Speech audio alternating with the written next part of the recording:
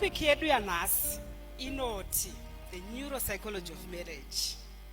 Vhesi redu rinobva kuna Psalms 139 verse 14 inoti, I praise you because I am fearfully and wonderfully made. Zvanzi, your works are wonderful. I know that full well. We are going to look at how the body is designed to be in marriage, in a relationship, how the brain is wired, and how we can rewire it for the good or for the bad. Mu brain medu mune chemical inonzi dopamine, inonzi reward chemical, kana kuti pleasure chemical. Saka zvazvinoita ndezvekuti when you eat nice food, the brain releases dopamine. Saizvozvi, how many feel kuti makazadza netu dopamine since I told maoko after lunch? Right. When you have good sex, notice that sex iri good, the brain floods with dopamine. Saka, it's a reward chemical. It's something that happens when something good has happened and you feel good. Saka tinotoiti, it's the body, the brain's feel good chemical. Dopamine iyi, zvamunoona vanhu vachishandisa madrugs. Munhu akashandisa drug anowana mazi dopamine. Ndosaka munhu kana ashandisa madrugs anodzokera ikoko kunoshandisa madrugs. Why? It's because dopamine is a feel good chemical. It makes you want to do more of that which makes you feel good. Murukubata metsi yacho handiti.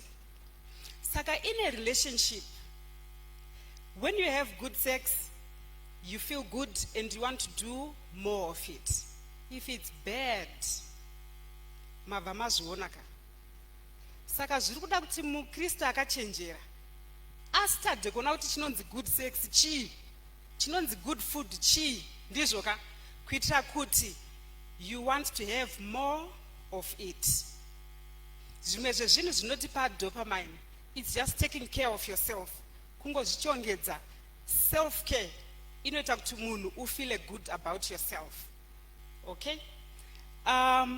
Saka, when you do it, you feel good, but pane zvimwe zvinhu zvokuti sendataura madrugs, munhu akatora anowana mazi dopamine akawandisa. Painonopera, haikusiye uri pawanga uri, inokusiya waita sei, wadzika pasi. Ndosaka vanhu vachizoita addicted to madrugs. They continue wanting to have more even though they know it's not good for them, because painokusiya inokusiya wakudzikisira pasi. Pane chimwe chinhu chaparadza marelationships pakati pedu, pornography. Pornography yakafanana nemadrugs, ndosaka iri addictive. When you watch pornography, you are disturbing the body's natural cycle. You feel good. You feel an extreme good, which is not normal. And when you come down, you hit lower than where you were. Muchaona kuti vanhu vanoita zvepornography anotanga achiona zvishoma, and they go deeper and they go deeper. The brain, the body can no longer be satisfied, and you continue wanting hardcore pornography. You become addicted, and it becomes difficult for you to take yourself away from it. The best is not even to start. Sadly, we are seeing a lot of children who are addicted to pornography and masturbation, and guess what? Some of them have bumped into it from their parents' gadgets. Mufoni ya daddy, mufoni ya uncle, mufoni ya mama, kana kuti pa laptop pavo. Sadly, when the child is still growing, the brain is still developing. Brain painonge ichikura, inofoma ma pathways.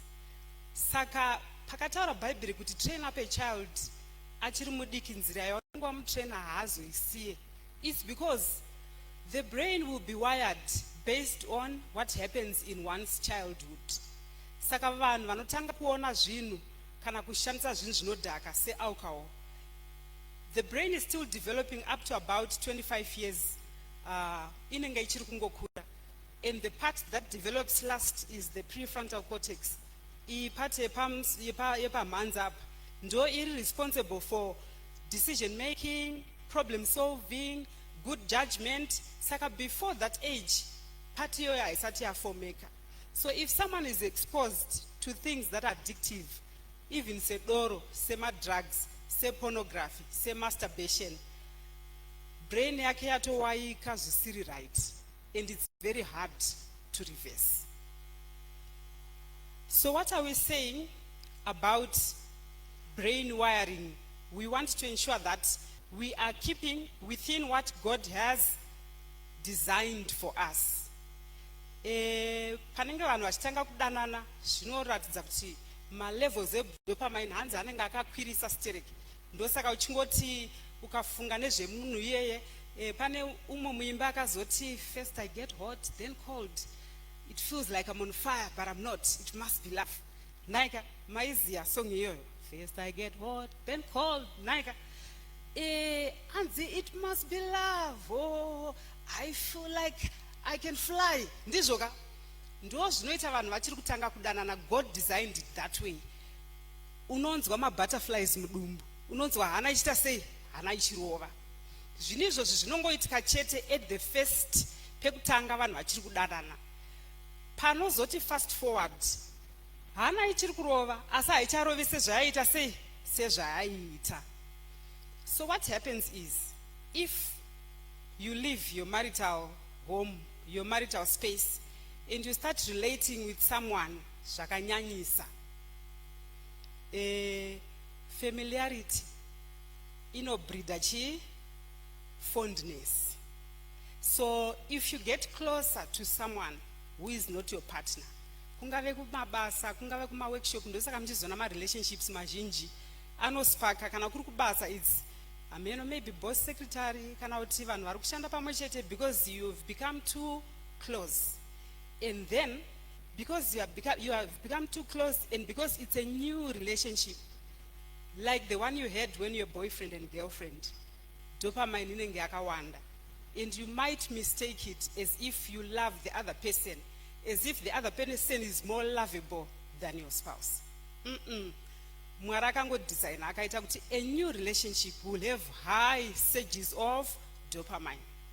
After that, God designed it so that there is a different kind of chemical which is always there but becomes active at a certain part of your life.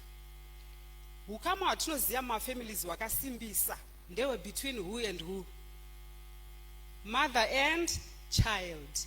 And you know why? It's because pano ita mai pamuviri kuzonosvika pavanenge vakunosunguka kunyanyanyanya towards birth, she is flooded with a love hormone inonzi oxytocin. Ndosaka mchiona mai mwana achingobuda vachimubata, the two become one in a way. Munhu chero akaita benzi, chero akaabuse madrugs, munhu akanganwa mai vani vake. Even Bible parinoda kutaura nezveukama hwakakosha rinoti mai vangakanganwa mwana wavo here, because ndo relationship inoonekwa yakaita sei, yakasimba. Kusimba kwacho, it's fascinating how God designed it. Saka the mother is flooded with oxytocin, the baby is also flooded with oxytocin, and guess what? There are studies to show that as the mother puts the child to her body, skin to skin, there is a surge of oxytocin. As the mother cuddles the baby, there is a surge of oxytocin. Pavanomukisa, vachimutarisa mumaziso, eye contact, there is a surge of oxytocin. Ndosaka ukama huya wakasimba sezvawakaita. Fast forward, in our relationships, dopamine is still there. Occasionally, it's no feel my butterflies, but we now have surges of oxytocin as we touch, as we kiss, as we look at each other, as we hug, as we cuddle. Manga mchimboziva here kuti when you have sex, there is a surge of oxytocin. Kunyanyanya pa-orgasm at the highest level of sexual intimacy. Ndosaka, panopera that activity, it's good to cuddle skin to skin as much as possible, because that is God's way of enhancing the bonding.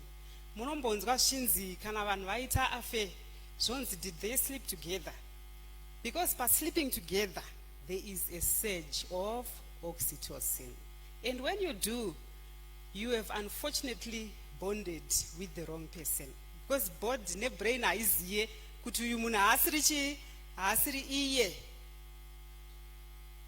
Oxytocin will be flooded and you start feeling connected to that person. What does it mean in our relationships? It's important to have sex and to have it frequently. Itaika amen. Munoda kunyebera kuti vange vachene. Zvinhu zvatiri kutaura izvi zvakatosikwa naMwari. Saka you find kuti the longer you stay without having sex, you are robbing yourself of the connection. The longer you stay without having sex, you are robbing yourself of the connection. Ndo saka ma long distance relationship asingaita sei asingashandi. I will tell you a little bit more about oxytocin. Tinoiti love hormone. Tinoiti bonding hormone. Zvinhu zvandiri kutotaura izvi panotoitwa ma-brain scan kuchionekwa mashandiro anoita brain. When you simply touch each other, oxytocin inoiswa. And oxytocin, it brings about, in a baby, it makes the baby feel safe. In a relationship, it also makes you feel safe. It makes you feel empathy kunzwira. Ndosaka muchiona vanhu vanozoti idzi nyaya dzakataurwa mumabedroom, it's pillow talk. It's because ipapo pane zvinenge zvichiita sei zvichiitika, zvinoita kuti mumwe neumwe aita sei asofteneke. Caressing each other, squeezing hands. Zvino sadly isu takabatira chikristu pamusoro, takakanganwa kuti God is love and ndiye akagadzira zvinhu izvi. Tinofunga kuti kuita love, kukuita mukristu, kubata mabhaibheri makuru wakarerekera musoro usingatauri nevanhu. It's important, my elder, to show love, to express affection. Oxytocin inounzwa netunhu tudiki-diki, gazing into your other person's eyes. Saka toda tiite zvinhu izvozvo. Regerai ndinyatsozvironga zvakanaka-naka. I hope kuti muri padhuze ndiko kutarisa kwatiri kureva ikoko. Handitika saka ngatimboitai izvozvo. A gaze at your spouse. Look closely at them in the eye. Pane zvinotoitika. Hakusi kutarisa kwekunongedzera.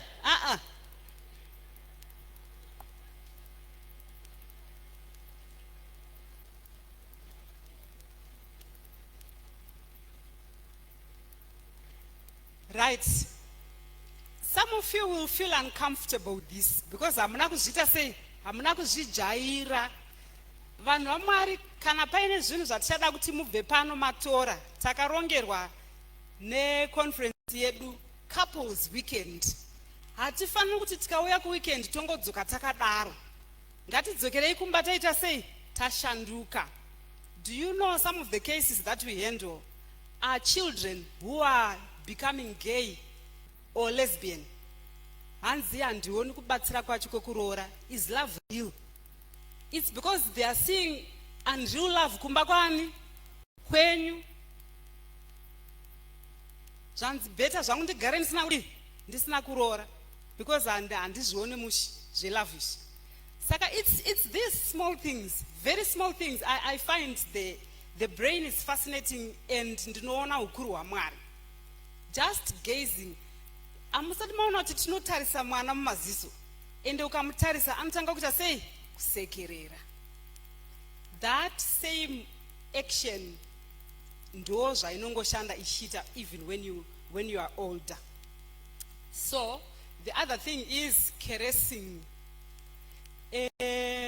Kune ma-speech anowadzotaurwa ekuti vamwe vanhu vanofunga kuti foreplay inotangira mubedroom, ende zveshuwa haitangiri pai mubedroom.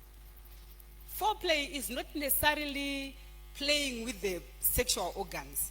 Izvozvo izvo, yes, it's also important, but foreplay is that strong connection, that attachment with each other.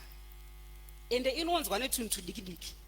Imboita izvozvo is just hold your partner's hand and squeeze it. Kungo daro. And you know you can do that. Mbichana zvako kudai so. Tarisai munhu elder kurerekera musoro.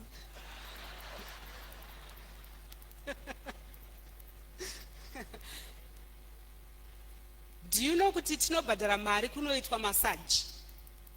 A lot of money. Ende kana uchimasajwa unotsinzinyira wotorara. What I have noticed mukaenda kuma spa, mumassage muroom yacho, munenge mune ka soft music. Hanti mazvona. Soft music haitengeswa kumana. Kuti mungoisa mumba mani menyu. Kana paine zvimwe zvinhu zvinoita kuti tifunge kana mazuva ekare inziyo. So music yakakosha. It actually wakens up my love portions in the brain. So cuddling, squeezing, touching, hugging. And I say hugging, you fast forward, simkai eld.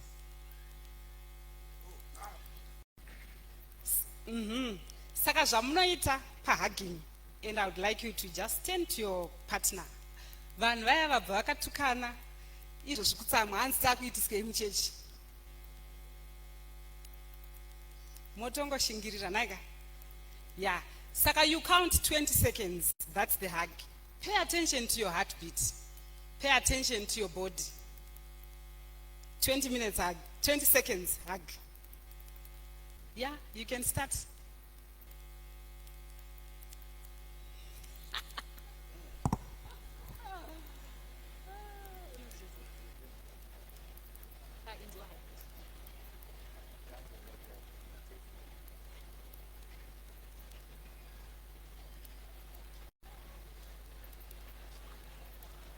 Hey, vamwe ungatoti kurwa chaiko.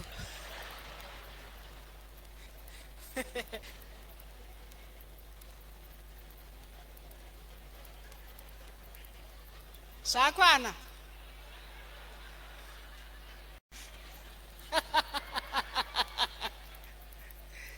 Right. Vana vaMwari. I would like to say this to you. What I'm sharing with you, these are true biological instincts. Zvinoitika. When you hug, the brain begins to... Okay, zvakwana mufundisi.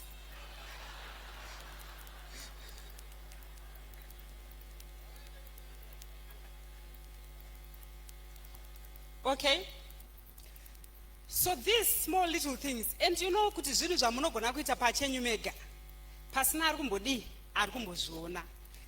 Sadly as Africans, takangokudzwa tichiitwa sekunge kuexpressa love zvinhu zvakaita sei zvakashata. My father hugged me for the first time in 1989. Ndauya nemaresults e O level. For the first time. And more than 30 years later, ndichiri kuzvirangarira. Because it was important to me as a child. Vakanditi, very good, my daughter, my child. Amy, 30 years later, I'm still remembering those words.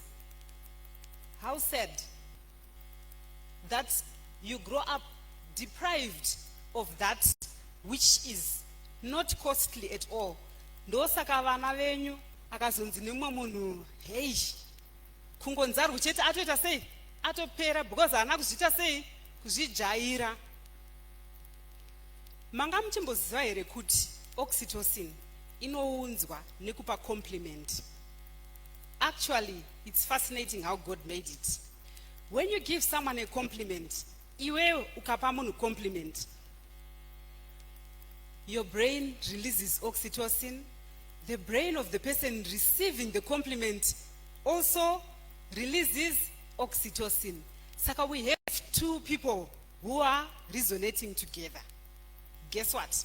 Mascan chayo ema brain evanu vano panana ma compliments. Couples who are affectionate to each other. Once my brain waves are synchronized. Kutarisa how the brain functions. Kune vamwani papa ahambofaka pamunhu compliment hanzi munhu anozoita sei anozojaira anozozvida. What we find said when we do couple sessions, tikati vanhu madzimai taurai zvinokanganisa vana baba, maiwe number 1 2 3 4 5 7 A 7 B 7 C ndakangana pa 5 pane A ne C ne ukati okay tudze zvinhu zvavanogona vanhu vanonetseka kunetseka chaiko. Saka we find kuti even couples tikati okay muri kutanzwa muri kunetsana zvese izvi pane here one is there anything going well in your relationship. Vanhu vanoshaya chaiko kuti alright mauya mese it means you need mediation kureva kuti pane zviri kutodii zviri kutofamba. Number 1 you are both seeing there's a problem. Number 2 you want to solve the problem. It means pane zviri kutoita sei zviri kutofamba. Vanhu vanostruggle. And I am reminded, if you remember in the Garden of Eden, Mwari akapa vanhu miti yakawanda sei. Bible rinoshandisa izwi 1 rinoti miti chii yose ndizvoka. Asi even though vari vana vaMwari vanga vaine 1 muti wavakaita sei wavasina kupiwa. Hama dzangu, hapana relationship ichaita perfect. Hapana munhu achaita chii perfect. But guess what? Miti yose takaipiwa. What the devil does, he comes and he makes you focus on the one thing that's not going well in your relationship. 1, vabereki vako vanondidherera, hanzvadzi dzako hadzizi kuchengeta vana mai, tisi tega tiri kuchengeta. Vakomana ukachengeta vana tezvara vako naana amwene vako, the brain floods with oxytocin and you feel tender towards each other. Chero paine chakanganisika chinoita sechisina kukura pamusana pebond inenge ichidevelopa between the two of you. So the devil blinds us to the many things that are good that are going on in our relationships, the many things that are good in our spouses, and we focus on the one thing that's not going well. And fast forward, we are not seeing anything well at all in that relationship. Oxytocin is the one that helps us with faithfulness. It strengthens the long-term relationship. Saka kana tichitarisa panyaya yerudo mumarelationships, mumarriage, pekutanga muchidanana, dopamine inoita semoto une maflames uchifila hot and cold. But as love matures, oxytocin yakaita semarasha. Haiti zvekupaparika, but you know kuti we are there for each other and the bond is strong. Hamusi kuda zverudo rwemazvauzana, it's that strong connection. Did you know kuti munhu waunogara naye nguva yakareba, waunorara naye mumagumbeze nguva yakareba, it's your partner. Kutodarika nguva yawakagara nayo namai vako nevabereki nemasiblings. So that relationship becomes very strong. It becomes very strong. Zviya zvinonzi kana mave ne-empty nest muchange muchifunga vana, isi kwedu kune empty nest vana hatisati tatanga zviri kuvadii kuvafunga. So that's what we aim for. Deep, strong bond that is stable, that feels safe, a relationship that feels safe. So tichada kutora nguva ino munhu, as I'm talking, think about some of the things that you would want to compliment your partner for. Toza kuti pane zvinhu zvakawanda zvatinogona kutenda nazvo kucomplimenta mapartners edu. toda kuti tizviise mumacategories. One can be about the relationship. One can be about the person. A lot of times macouples vanokanganwa zvemunhu wavakadanana naye, vakumhanyisa zvemabasa, vakumhanyisa zvevana, vakumhanyisa zvevabereki, vachikanganwa relationship kuti iri pakati pavo vari two. Saka it's important for you to continue seeing value in your spouse. Zvevana but vana sezvatataura vana vanodi vanodarika. I'll give you a minute ndombokusiyai muchimbofunga. What is it that you want to compliment your partner for? Urukuti, you know, in you I thank God for this, for this, for this. Urukuti, my partner, you are this, you are this, you are this. Ndizvoka? Right, 2 minutes. You are exchanging.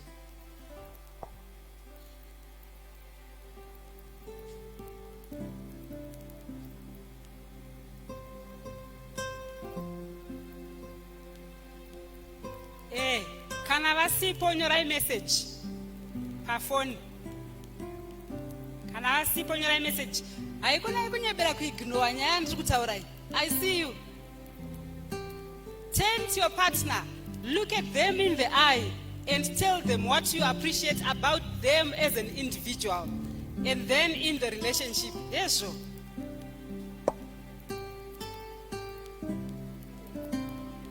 And I fast.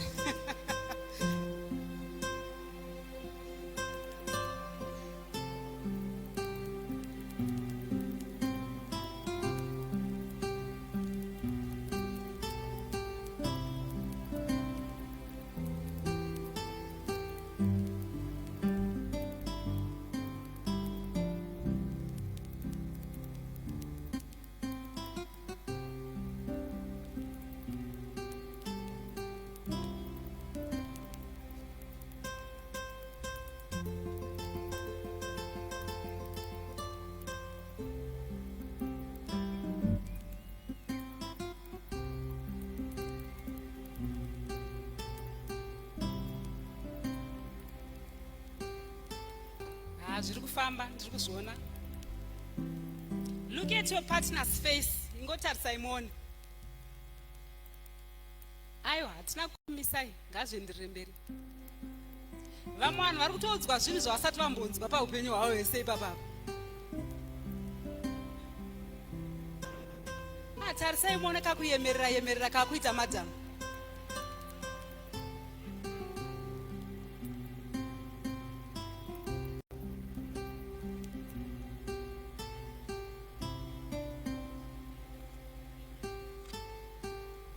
Okay.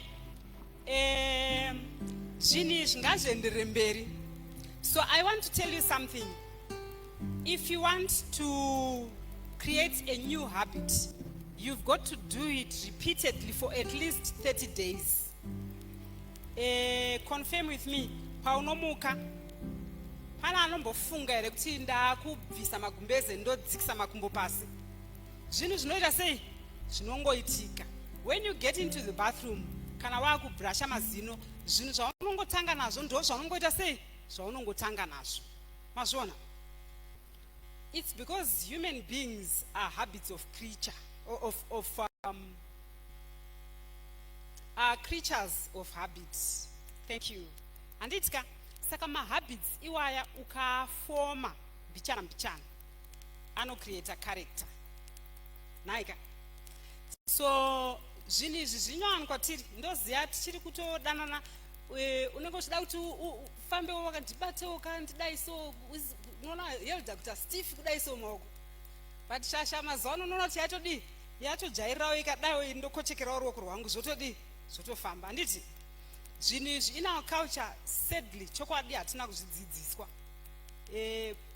Baba vaifamba mberi uko vana sekuru vedu vari mberi nebadza, mbuya vari kumashure nezvimwe kumusana nezvimwe kupi nezvimwe kupi, shasha ichitange iri kufamba yega. Saka so much has changed. Tave neruzivo rwuri nani. Ngatiregere kuramba tichidzokera kupi kumashure. Embrace new knowledge and embrace love. God is love. Ende futi Mwari ndiye munhu asina kana kumbonyara kupa compliment. achingotanga kusika pasine nyika musi wekutanga, he stepped back and said, this is good. Aidaro ani aizvireva. It's important to pat yourself at the back. Kana paine chakanaka chawaita, say, step back and say, this is good. Wakabika chikafu chakanaka nezuro, step back and say, this is good. Because when you do that, brain haizivi zvakawanda, inongoziva chete kuti apa pari kuda oxytocin. And kana ukange uchifeel good about yourself, you also give positive vibes around the people vari padhuze newe. Saka feel good tokwanisa kuita. And then he created day and night. Day akaiti aka creator usiku nezuva nditika. Stepped back and said, this is good. Ndakati vedwe ka 6 mwara achingoti, this is what, this is good. Saka giving compliments is godly like. Toenda pane chemical yechitatu inonzi vasopressin. Inopiwa nickname yekuti it's a monogamy chemical. Saka monogamy zvinonzi ma-animals mamwe vakaita sembwa nedzimwe mhuka hadzisi monogamous, but munhu anofanira kunge ari chi monogamous naika. So when people express affection, touch, sex, after orgasm, the body releases a lot of vasopressin. Zvanzi vasopressin inonyanyisa kuvanhurume. It's a chemical that stimulates the urge to protect, the urge to cover, the urge to be there for the other person. Protection, guarding, caring. Zvinonzi that vasopressin, it dims the interest in other people. Ndosaka muchiona kana relationship iri tight chaizvo. Chero pakaita vanhu vanotsvikidzira, umwe haatyiri umwe wake kuti maiwe nhasi. Anoziva kuti hapana zvinoita sei zvinoitika. Iyi relationship yakadii yakasungwa neutare. Mukaona muchingonetsana, ndiani wanga uchitauri naye, varikuda kunamatirwa vashayeri mama elder. Wobva watona kuti ukama hauna kudiya, hauna kusimba. True love does not hurt. Ukanzwa munhu achiti aenda kusmall house odzoka achiti I love you, iye mumwe achichema, hapana love yechiyapa yechokwadi. And by the way, so ndati I'll go to the other thing iyo yandataura yema extra iyo.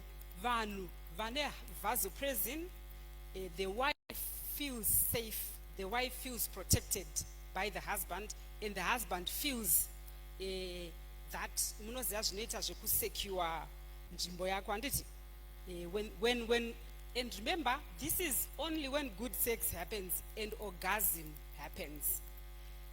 Orgasm kusvika kumusoro-soro kwenhapitapi. Kunyora kwabhuku ranga rakanyorwa navachitatu, I think hanzi ndisvitse kuchi kumukwidza handitya. Vamwe venyu munogona kunge musati mambokusvika. Tinovaona vanhu vachiti have been married for 37 years but handisanambota sei, handisanambosvika ikoko. Have you spoken about it? Zvanzi wakazvinzwira kupi? Ungatadze kuziva bhodhi yako kuti iye zvino haina kusvika, iye zvino yasvika. Munhu anoziva bhodhi yani yake. These are things that you should talk about. Vunza zvaita here kana kuti hazvina kudii, hazvina kuita, kuti zviite toita sei, because munhu anenge achitoita sei achiziva bhodhi yake. Saka munhu akasasvika ikokoko futi, sex becomes bad. And mumwe anenge, what actually then happens is you resent the act. When you resent act, takuenda kuchemical yechifo. Your brain releases cortisol. Cortisol is the stress hormone. Panoita stress, pakaitika chinhu chiri dangerous. Ngatiti izvozvi pakanzi nyoka iyo. Hamumbogari pasi muchiita meeting kuti toita sei nenyaya yenyoka iyo. munotongokwakuka umwe nekoko wozotanga kutsvaga mumwe wako wave safe. Guess what? In relationships, when you fight, when you quarrel, when you speak nezwi rakakwira, the brain thinks there is danger, ende inobva yakwakuka. Action ndeyekuti brain inofunga kuti pano paita chi danger. Makwakukira aunoita waona nyoka ndo makwakukira anoita pfungwa dzako. What does this mean? Pane evidence yekuti kana izvozvizvi ndichitaura pfungwa dzangu dzinenge dziri pamwe chete, ndichitodecide kuti rega ndikwidze izwi, rega ndiridzikise. Zvinhu zvacho zvinonopfuura nepamberi apa pafrontal cortex pane ndo part yebrain yandataura iya inopa good judgment, inopa decision making, handiti inosolve maproblems. But when there is danger, communication bypasses the frontal cortex, inongomhanya ku the 3 F's. Either you are fighting, urikuda kutora dombo uteme nyoka, kana kuti you are fleeing, urikutiza, kana kuti urikufreeza, hauchazivi zvekudi zvekuita. Saka each time panosimudza munhu voice, cortisol inobva yadirwa kuti there is what? Danger. And your partner or whoever is shouting at you begins to sound, to act like an enemy. Saka zviya mapedza kupopoterana, ende dzimwe nguva munopopoterana zvinhu zvisina kana nebasa rese. Wanga tiri kupedzana 4, iye zvino dzakota past 4, ndandakamira panze apa pakoma. Saka aya, saka 15 minutes dzato makutoenda kumba hamuzi kutaura mese. What is the brain thinking? This is a threat. Pamuchazosvika wakuda kutsvanzvadzira usiku, brain ichangohakira pakuti uyu chii, i-threat. Saka mwiri unodi unotensa kudai, ende zvino ukazoita zvekuzvimanikidzira, yakutoita serepi. You are getting further and further apart. Ndikuona zviso zviri kuxabanga. Marepi avanoita sei? Avanoenjuwa mudzimba umu. Zvinhu zvasi zvekuzviitisa zvandiri kureva izvi. Kana mai mukasimudza voice, cortisol inosimuka. Cortisol painosimuka, even blood sugar inokwira futi. Munhu unotanga ukaona nyoka unotanga kuita mapalpitation, ndizvoka wakutofemera pamusoro, heart rate yaita sei yatokwira, because fight or flee or freeze response ndo yamutswa. Iyoyo response iyoyo inorambidza hope kuuya. Hapana munhu anombonorara kutotanga kuridza ngonono, ipo panzi pane chii? Pane nyoka. Ndosaka muchiona mukapota muchiti nyaya dzenyu dziri kunetsa, munotanga kudzitonga usiku, brain inodira chii? Cortisol. Defense mechanism yoita sei? Youya. Ukada kusherera hazvichadii? Hazvichafambi. Hope hadzichauyi. Manga muchiziva here futi kuti paurwere hwese hwemental health, vana depression, vana anxiety, vana post traumatic stress disorder, hope hadzifambi zvakanaka. Hope dzikasafamba zvakanaka, irritability inokwira. Saka mangwana makuseni, number 1, marara makakwidza cortisol, hope hadzina kuya zvakanaka, pfungwa hadzina kuzorora, munongomuka muchidii futi? Muchitiburana. Did you know kuti kana mama makakanganisirana, hongu takanganisirana, ndiri kuona kuti hatina kunzwanana, iyi nyaya itofanira kuzoigadzirisa. But you continue being close to each other and speaking calmly to each other, oxytocin floods, ende munokwanisa kutaura nyaya mukaisorova zvakanaka. Makamboona kuti mwana mukamukwidzira voice anochema, pasina ambomuudza kuti taakurwa. It's because the brain is wired to tense when the voice is raised. Saka Bible richiti mhinduro nyoro inodzora kudii? Kutsamwa. Mukati mukangokwidza chete voice, matosimudza ma stress chemicals. And ma stress chemicals akaramba aripo, nyaya iya because nezuro akazobuda wakumhanya kubasa ngatiisimudzirei futi yezvino kureva kuti bhodhi inoramba yakangobatwa nestress. Stress inotonetesa, ndosaka munhu achizotadza kuti aite basa semashandiro anoita sei anoita. Fast forward, depression yakutopinda, self care hapasisina, munhu akutadza kumuka, akutadza kupedza maprojects, akutadza kupedza zvaanosiita, haasina hanya nekuzvishambidza. Remember tati oxytocin inodirwa nekudii futi nekuzvishambidza nekupedza matasks.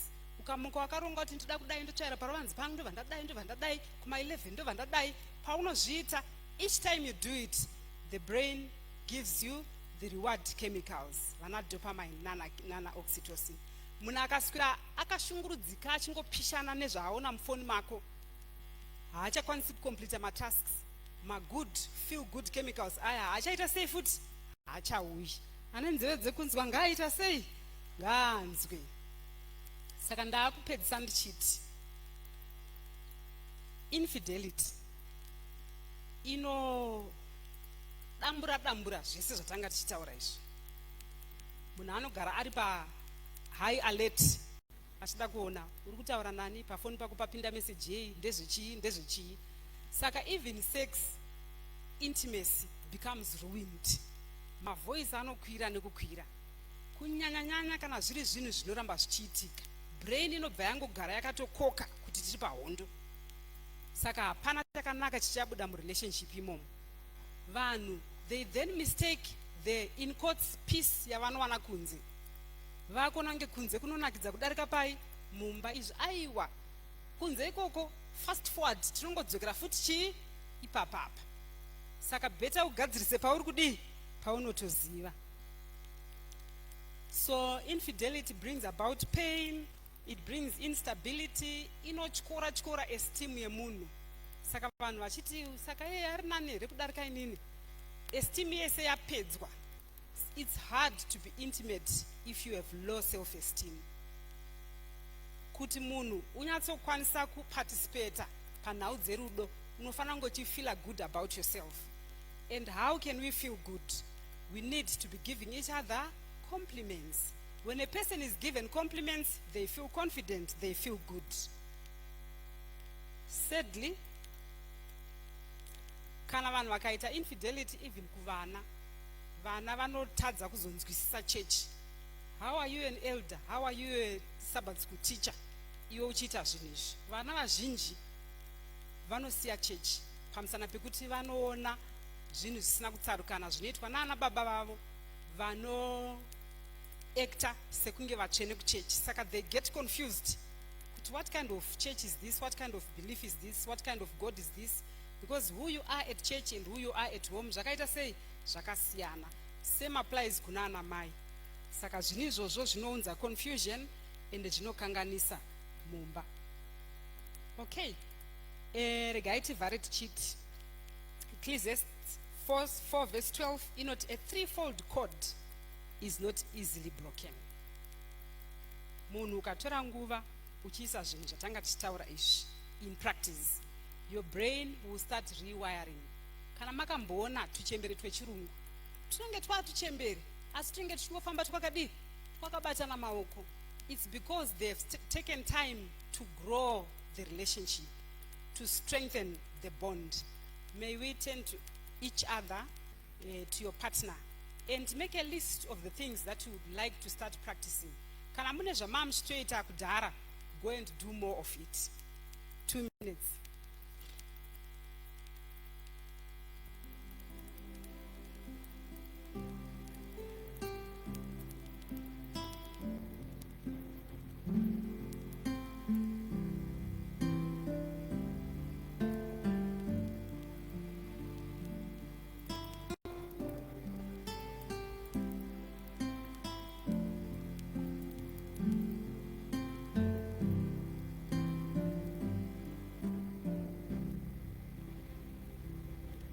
Okay, so there are so many things that we can do which do not need money. Hugs, 20 seconds minimum. Kisses, touching, caressing, gratitude, gratitude gaze, looking at each other and giving each other compliments, being close to each other, and telling each other what the other person means to you, praying together, laughing together, eating together. May the Lord richly bless us.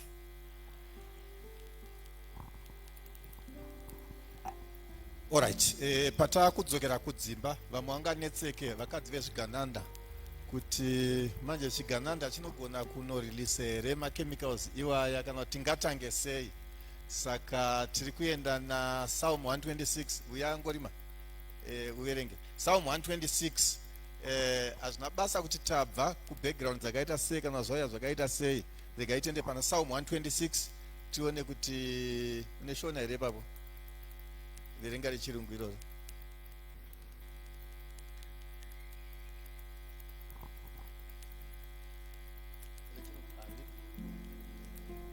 Regai tirenge Psalm 126. Psalm 126. Right. Saka verenga uchipunctuate tichingo tinonotanga sei sevanhu vanga vasina kuzvijaira. Psalm 126. Psalm 126. Psalm 126. Yes. Verse 1. When the Lord turned against the captivity of Zion, we were like them that dream. Zvanzi nevana veIsraeri, Mwari paakapindira kusunungura vana veIsraeri pavakanga vari kuBhabhiloni, takaita savanhu vanorota hope. We could not believe it kuti zvingaitike kwatiri. We could not believe kuti izvi zvingaitikewo mumhuri medu, zvingaitike muupenyu hwedu. We were like those who are dreaming. Then was our mouth filled with laughter and our tongue with singing. Then said they among the heathen. Anzi muromo medu makazara kuseka, uye tikazara nekuimba. But even as they were singing, they could not believe. Nozakana murume wako chiri chigananda unenge usati washuwa kuti zvinhu zviri kutoitika here izvi. Zvikanzi we were even laughing and even singing, but we still thought we were dreaming, for we could not believe this could happen to us. And then what happened? The Lord hath done great things for them. And then the heathens turned around and said, vahedhen ndo vakazoturn around vaona kuti zvinhu zvaakuitika kuchigananda yazvika izvi zvakaoma, zvika ndo vakazotaura kuti the Lord has done great things to you. Zvimwe zvacho haugoni kuzvibvuma because munhu wako unomuziya. Zvimwe zvacho unonyatsoziva kuti uyu mwana wen'anga, munhu wekuomberwa wekupirwa, munhu akangodaro nyangwe muchechi. But when the Lord does it, even the heavens will testify and proclaim what the Lord has done to you. Verse 4. Verse 4. Turn again our captivity, O Lord, as the streams in the south. Zvikanzi Mwari kana matirangarira, turn our captivity as the streams in the south. Mukatasa map yeIsrael iri elongated. The southern part is the desert part, northern part ndokunonyanya kunaya. But chinonakidza pa map yeIsrael ndechekuti when it rains in the north, even the rivers of the south floods. Saka there is no sign yecloud remvura in the south. Ukatarisa hakuna gore riri kuratidza kuti kungade kunaya, nzizi dzakaoma, but ukanorara unomuka uchitadza kuyambuka mangwana because it was raining in the north. Saka Mwari vari kuti don't wait for physical evidence that your person has changed. Things are working out in the north and rivers in the south will flood. Yeah. Chigananda hachigoni kubva charadzo chakuda chinotya kunzi ndakutongwa nemukadzi, but let God work with the north, and the south will flood.